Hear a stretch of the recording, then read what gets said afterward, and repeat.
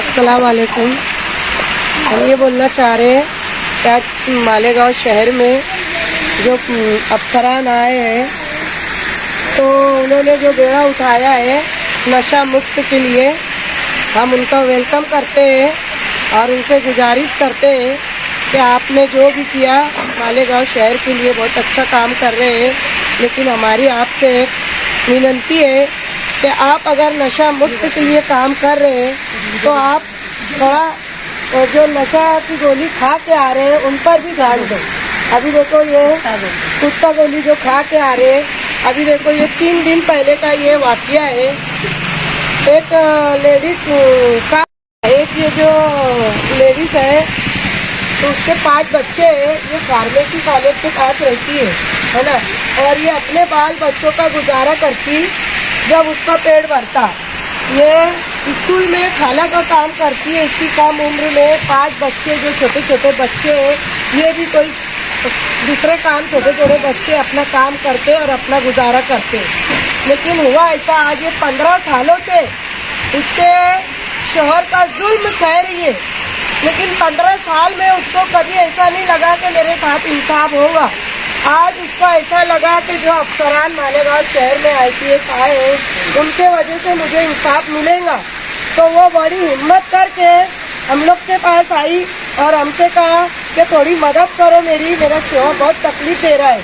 रात के 12 बजे उसने क्या करा, कुत्ता गोली खा के आया और कुत्ता गोली खाने के बाद उसने क्या किया, पहले तो उसकी बीवी को मारा। मारने के बाद बच्चे सो रहे थे। 12 साल का एक लड़का उठ के बोलने लगा कि भाई अबू तुम अम्मी को क्यों मार रहे हैं, मेरी अम्मा को क्यों मार रहे हैं।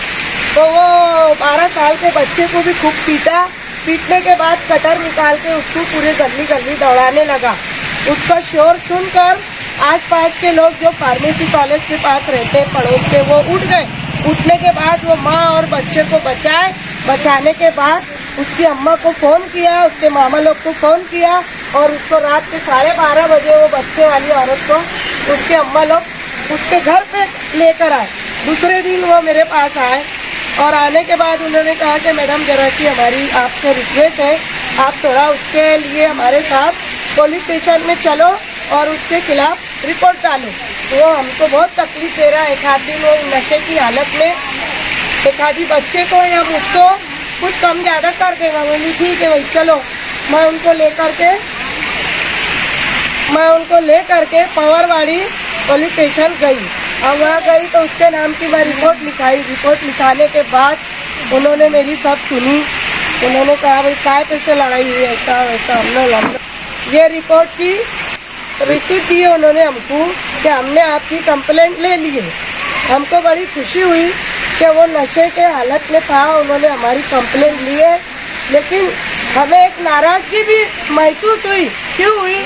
क्या जब हमने उनसे कंप्लेंट किया कि वो कुत्ता गोली खा कर आकर के वो इतनी तकलीफ आज 15 सालों से दे रहा है, लेकिन उसके बाद भी हम लोग कहीं गए नहीं। हमें एक आस और उम्मीद नज़र आई, एक नए अफसरान हमारे शहर में आए।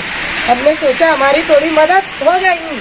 तो उन लोग ने हमारी रिपोर्ट ली है, ये रिसीप्ट दिए। देने के बाद उन्होंने हमसे कहा कि ये मियाँ बीवी का झगड़ा है, हम उसको अंदर बंद नहीं कर सकते। लेकिन हमें वहाँ तकलीफ हुई।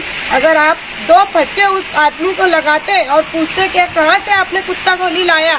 और IPS साहब से हम रिक्वेस्ट करना चाहते हैं कि हमें ये तकलीफ हुई कि अगर हम नशे के लिए एक रिपोर्ट लेकर गए बड़ी हिम्मत से लेडीज लोग, तो वहाँ हमारी सिर्फ घरेलू झगड़ा बोल के सुना गया।